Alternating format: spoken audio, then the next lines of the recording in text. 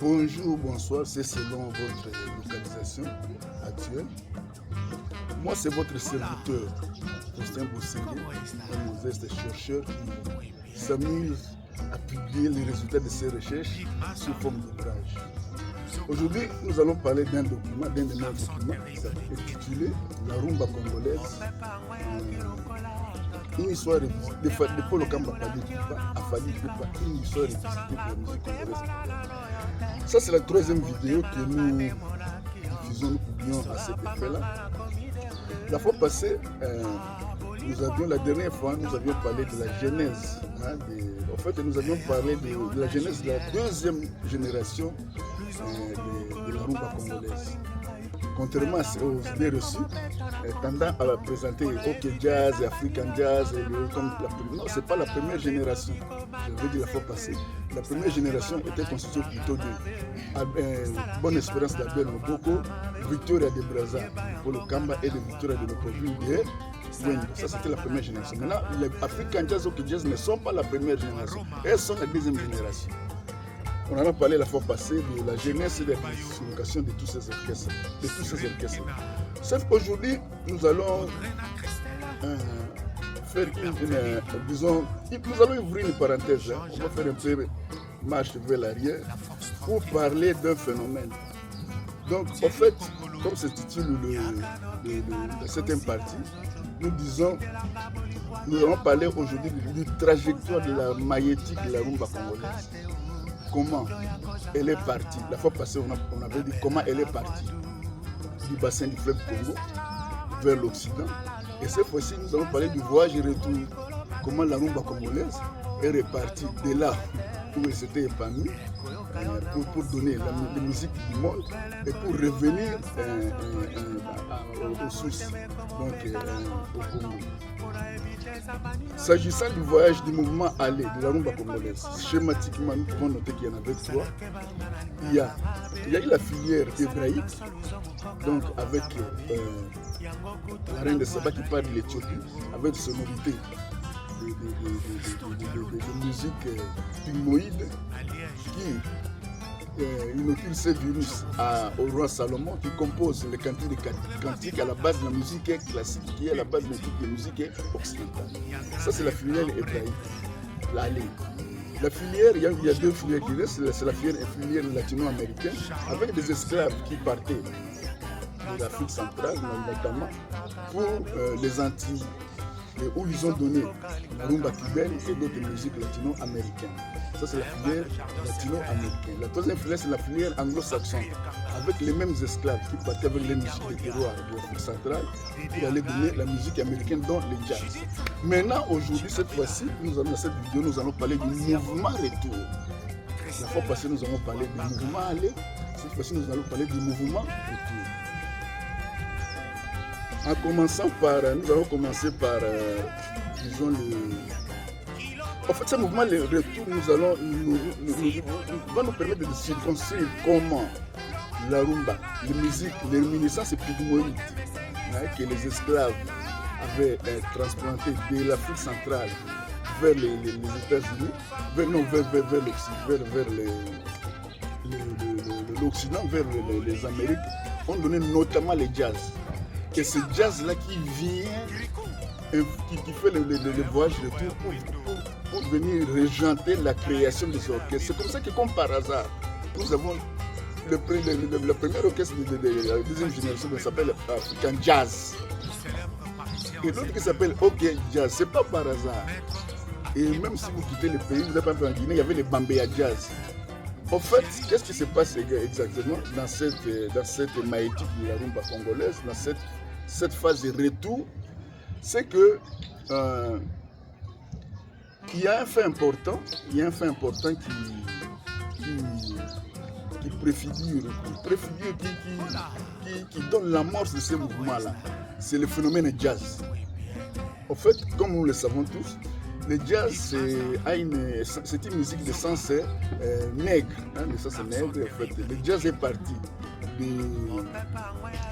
musiques de chants des esclaves, les musiques, ils appellent ça work song, les musiques que les esclaves, les chansons des esclaves quand ils travaillent. Et de ces chansons-là ont évolué pour donner les spirituels, les gospels, hein, les musiques religieuses des Nord-Américains, les spirituals. Et deep contact avec les spirituels, avec la musique classique et la musique occidentale, que c'est ce qui a donné le jazz. Maintenant, il s'est fait que le jazz c'était aux États-Unis. Maintenant, avec la Deuxième Guerre mondiale, 40 à 45, il y a eu ce qu'on appelle les fameux GIs, donc les boys, les soldats américains qui se sont retrouvés en territoire européen. Ils sont venus à cause du débarquement de Normandie. C'est comme ça que le jazz s'est importé de l'Amérique vers l'Europe. Nous sommes 45, à partir de 45, la fin de la Deuxième Guerre mondiale. Donc le mode pour la musique en Europe, c'était le jazz. C'était le jazz. Et c'est ce jazz-là qui a des influences en Afrique.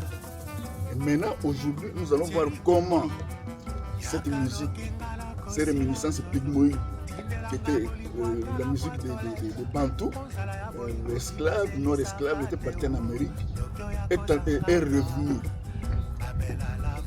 notamment sous forme de jazz. Et au lendemain de la Deuxième Guerre mondiale, le jazz était à la morgue en Europe, était en vogue vraiment en Europe.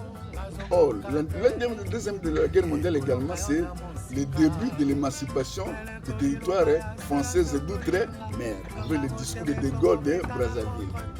Et il y a eu une espèce d'assimilation, d'intégration, notamment à Brazzaville. C'est pourquoi Brazzaville est creusée de la naissance de la rumba. Parce que contrairement au Congo, à Léopoldville, où il y avait une nette discrimination entre noirs et blancs, à Brazzaville, il y avait une espèce d'intégration là. Les blancs et les noirs se côtoyaient facilement. C'est comme ça qu'à Brazzaville, il y a eu un phénomène. Le phénomène, c'est lequel? C'est que avec comme Brazzaville ayant été la capitale administrative de l'Afrique équatoriale française, il y a eu à partir de 45, 47, 48 dans ces années-là, un afflux massif des expatriés, notamment des Antillais. Nous savons que le gouverneur général Félix Ébou était un Antillais. Il y avait notamment beaucoup d'Antillais dans l'administration coloniale de l'Afrique équatoriale française. Et parmi ces Antillais, il y avait deux messieurs. Il y avait deux messieurs qui s'appelaient Jean Réal et puis Jean-Marie. Et ils avaient amené dans leur bagage de cartes. Et la musique occidentale. Ils avaient des vinyles, des disques de la musique occidentale. C'est comme ça que petit à petit, la musique occidentale a commencé à prendre pied dans les milieux populaires de Brazzaville, où jusque-là, la seule musique qui était de mise était la musique de patengue, de tambour. Et ce phénomène de la création de la musique occidentale se fera observer par la création des orchestres modernes. Donc ce phénomène se fera observer par la création des orchestres modernes, l'orchestre Bonne Espérance, qui était différent, qui était le premier orchestre où il y a l'instrumentation moderne. Or, comme nous le verrons dans les images, une preuve de plus du fait que toute la musique du monde, les musiques occidentales, sont une réminiscence de la musique pygmoïde. On est passé à ce moment-là de l'orchestre, de la musique de patengue, où il y avait un seul musicien qui avait son tambour qui battait, qui régulait le tambour par la pointe des pieds et chantait à un orchestre, un ensemble musical, le premier qui s'appelle Bonne Espérance, d'Albert Loboko à Brazzaville, où vous avez des chanteurs, vous avez des instruments à cordes et vous avez des instruments à vent. Réminiscence pygmoïde, on va le voir dans les images, un orchestre pygmée où vous voyez, il y a la batterie, les instruments à cordes et il y a aussi des images pour les instruments à vent. Donc, cette réminiscence pygmoïde qui est partie de l'Afrique centrale vers l'Occident pour donner le jazz, il va encore faire le mouvement retour. Le premier mouvement, c'est le mouvement de jazz. qui influe sur les sonorités traditionnelles de la musique congolaise. C'est important cet élément-là. C'est pourquoi je viens de le dire. Les orchestres s'appelaient African Jazz. Ça s'appelait African Jazz, OK Jazz. En Guinée, on avait les Bambéa Jazz. Donc les jazz avait exercé des influences sur l'épanouissement des musiques locales. Ça, c'est le premier axe, l'axe du jazz. Et ça, c'est vers les années 40, 48, pour donner tout le mouvement qu'il y avait. Et il y avait aussi des influences sur le plan rythmique. Hein? Donc, si vous prenez la musique d'African Jazz, la musique d'Oké Jazz, la musique de Rock Mambo et la musique de Bantou Bikita, elle différait de la musique de Victoria Kamba, de Polo Kamba et de Victoria de Wendo. Pourquoi? L'élément principal, c'est le jazz, les sonorités de jazz qui viennent influer sur la rumba. Ça, c'est nous sommes maintenant dans le voyage retour des réminiscences pygmoïdes. Le voyage passé, on avait dit, c'est parti du bassin du Congo vers l'Israël et les Antilles pour se retrouver en Occident. Le mouvement retourne maintenant. L'Occident ramène ces réminiscences pygmoïdes en Afrique pour venir encore enrichir les musiques qu'on appelle la rumba originelle, la rumba de Polo Kamba et de Wendo. Il y a le jazz qui est venu l'enrichir pour donner la musique de l'African Jazz, la musique de l'Oké Jazz. Voilà, ça c'est le premier axe du mouvement retour. Un deuxième axe du mouvement retour, c'est notre également, ça c'est dans les années 40, 50, jusqu'à 59, la question de Bantou. Mais après, il y a eu d'autres mouvements similaires. Il y a par exemple les mouvements que moi j'appelle les mouvements afro-américanistes. Donc, en fait, c'est quoi? Il y a eu, vers les années 70, il y avait un phénomène qu'on appelait la musique typique et puis la musique pop. Tous les orchestres avaient un chanteur pop qui ouvrait les rideaux, qui commençait à jouer la musique occidentale. Zaïko, tout le monde y sont passés par là. À titre illustratif, Mbouta Mouchakado était un chanteur pop de Zaïko. Donc voilà, ça c'est la deuxième vague de ces retours aux sources de réminiscence pygmoïde. Après la vague de jazz, dans les années 48, 49, 50 qui ont donné African Jazz et consorts. La deuxième vague, c'est vers les années, à la fin des années 60, avec notamment la création à Bruxelles de l'orchestre Los Nikelos, les phénomènes belgicains qui faisaient que les étudiants congolais partaient en Belgique, ils avaient tendance à ramener de la musique et des sonorités de l'Occident. Et c'est comme ça qu'il y a eu les phénomènes, ici à Kinshasa, les phénomènes musique pop. Et tout l'orchestre, je venais de le dire, avait son chanteur pop qui enlevait les rideaux avant que les typiques viennent jouer. Ça, c'est un deuxième élément important qui dénote de ces apports retours des musiques qui sont parties s'épanouir en Occident avec des sonorités nouvelles, notamment en entrant en contact avec la musique classique, nous l'avons dit la fois passée, et qui revenaient maintenant en Afrique pour venir influencer de nouveau la rumba. Donc en fait, c'est, comment on appelle ça, c'est... on parle de l'autofinancement. Donc en fait, ça revenait. Donc il y a eu, je l'ai dit, dans les années 40, avec l'African Jazz, il y a le jazz qui se retrouvait dans les sons de l'African Jazz et de l'Oké Jazz. Le jazz, avec le trombone, tout ce qu'il y a comme instrumentation là. Ça, c'est le phénomène jazz qui vient influer sur la rumba. Parce que dans la rumba de Polo Kamba, il n'y avait pas tout ça. Voilà. Deuxième maintenant vague, je viens de le dire, c'est vers les années, la fin de l'année 60, avec les années 60, début 70, avec les phénomènes musique pop. pour Zaïko, par exemple, on avait Mbouta, il y a Mbouta Brown qui, avant que Zaïko ne commence à prester avec la musique locale, il jouait la musique des Européens. Or, en jouant cette musique des Européens, ce sont les mêmes musiciens, c'est les mêmes Pépé Félix qui devaient s'adapter d'abord à interpréter des chansons des Occidentaux avant de participer à la composition des chansons locales. Donc, quelque part, on va revenir dans un mouvement retour des sons, de ces sonorités qui étaient parties ici, qui se sont épanouies en Occident pour donner le jazz et la musique pop pour revenir encore en Afrique, influer sur la rumba.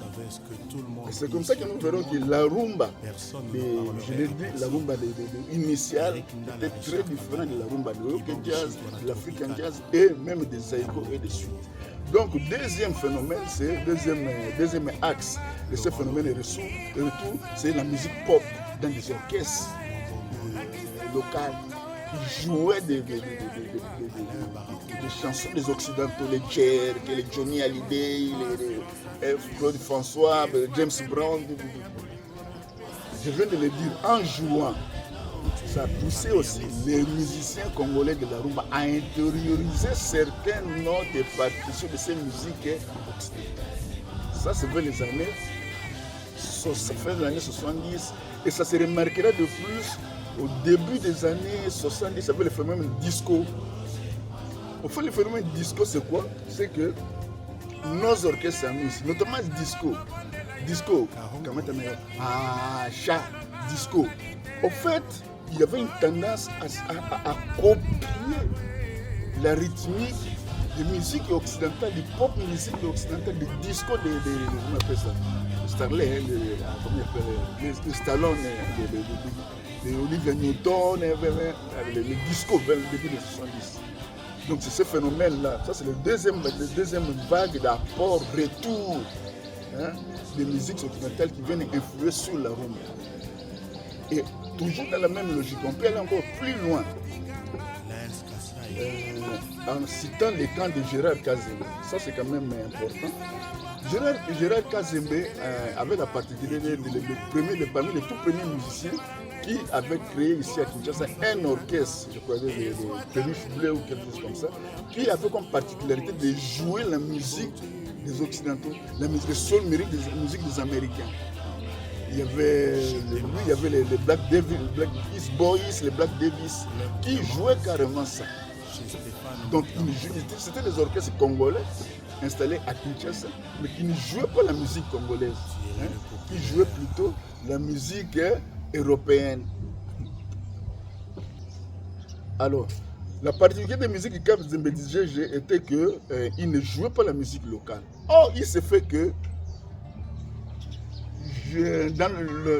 Gérard Kazembe dans son orchestre recruta un saxophoniste, un jeune saxophoniste que Lwambo Makedi avait conduit. Il était devenu poser sa candidature pour intégrer le Jazz.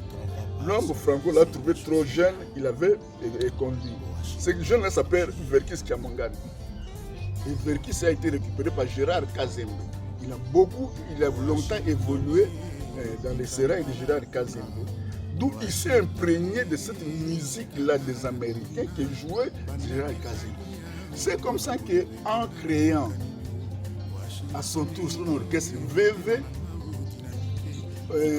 Verkis, en fait, là est que la musique de Verkis n'était plus la rumba, c'était même plus la rumba de Franco, c'était même plus la rumba de Rock Jazz, mais c'était une rumba teintée de beaucoup d'influences de soul musique des Américains.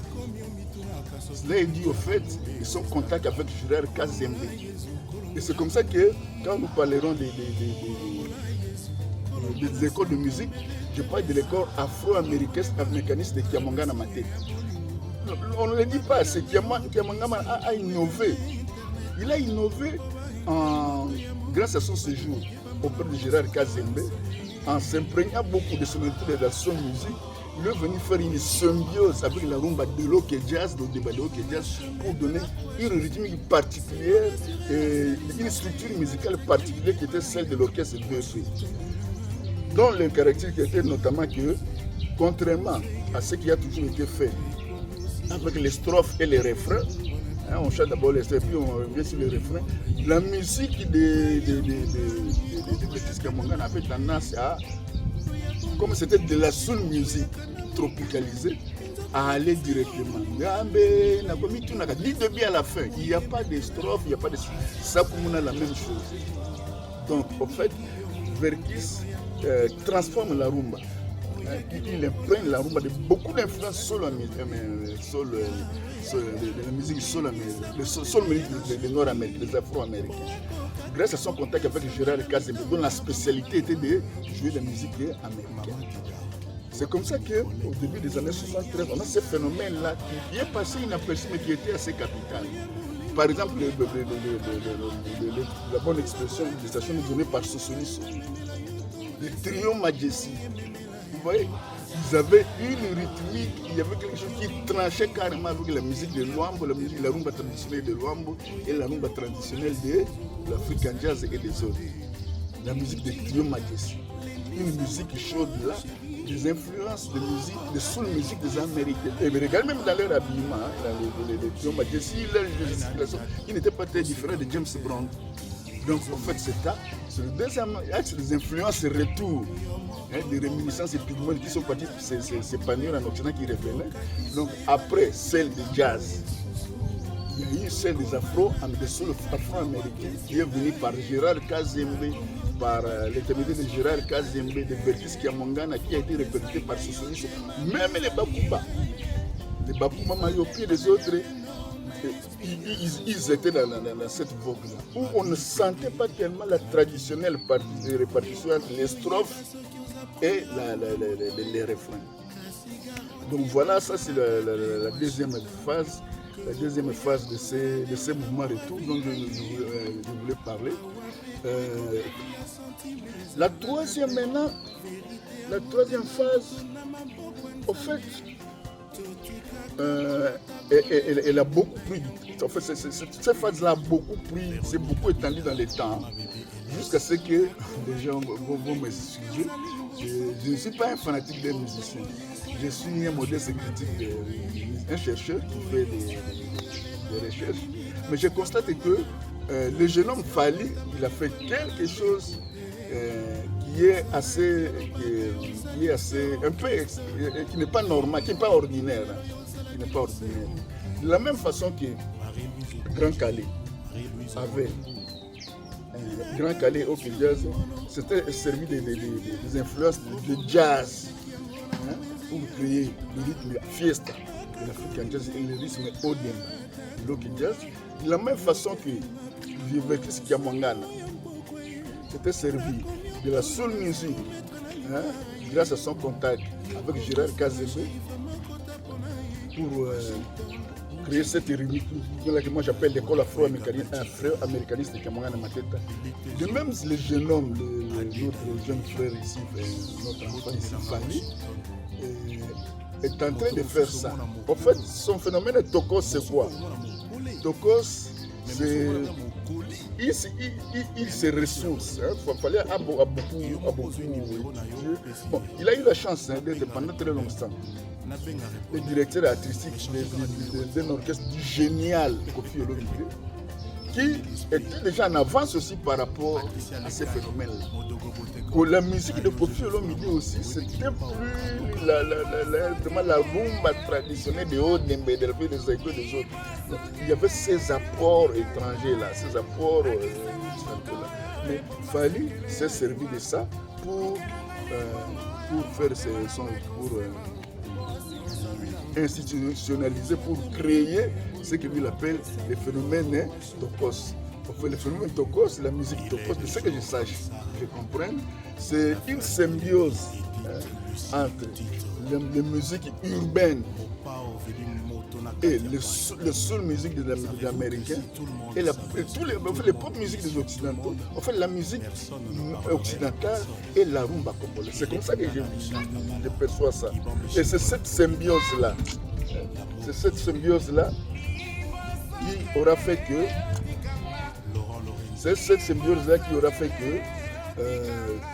aujourd'hui, nous avons la musique de Fally, qui n'est plus la rumba traditionnelle. Qui n'est plus la rumba traditionnelle, qui n'est plus cette rumba que nous avons connue là. C'est une rumba évoluée, c'est une rumba à améliorer. Et je veux aussi avoir l'honnêteté de souligner qu'avant Fally, il y a eu aussi Lokwakanza et Papa Wemba, notamment à travers leur album là, leur projet avec les Chomine Weaken Weti. Ils étaient ponctuels, mais Fally est allé en profondeur dans ça pour créer cette nouvelle rythmique qui ne procède pas moins d'une évolution de la rumba congolaise, d'un enrichissement de la rumba congolaise par des apports de musique urbaine, des apports de la sous-musique des Américains et par des apports de musique pop des autres. Voilà à peu près un résumé ce que je voulais mettre à la portée des aimables de ce que je suis aujourd'hui. Je vous laisse circonstruire ces mouvements retour-là par rapport au mouvement de l'éminiscence pygmoïde, des musiques pygmoïdes qui sont partis s'éclore en Occident, et les mouvements retour. Comment ces musiques-là occidentales, notamment les jazz, la rumba cubaine, et puis les discos et la soul musique des Américains ont influé sur la rumba. La rumba que nous avons aujourd'hui, par exemple la rumba de Fally, n'est pas une rumba originelle, c'est une rumba qui est une symbiose entre la rumba originelle et des musiques, des apports exotiques et musicales et occidentales. Merci pour votre attention. J'aimerais, comme toujours, répéter que tout ce que nous disons ici, pour plus de détails, les amples détails se trouvent dans le livre Rumba congolaise de Fally Ipupa Lokamba, une histoire revisitée de la mère de musique du monde. C'est trouvable sur Amazon, Internet sur Amazon, et à Kinshasa aux librairies CENI des protestants vers casier judiciaire à Gombe, non loin des casiers judiciaires à Gombe, vers Massapola. Et puis, sur le boulevard du 30 juin, il y a la librairie de Grand Lac, tout près des noms de l'origine des eaux. Il y a une deuxième librairie de Grand Lac encore, sur l'avenue Tombaba, non loin de l'hôtel de ville, où on peut trouver ces livres. Merci de votre attention. Merci.